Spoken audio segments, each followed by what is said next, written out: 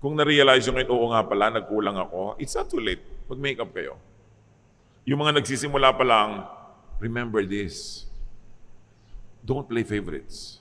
Ganyan din sa mga amo sa mga opisina, mga manager, mga supervisor. Be fair. Every position of authority is God-given.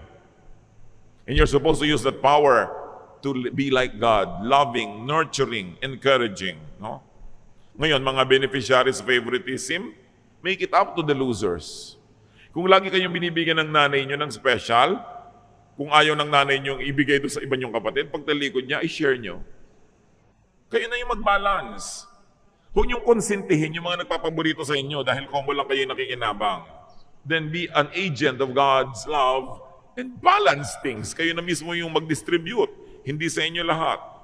Victims, wala kayong choice. Forgive.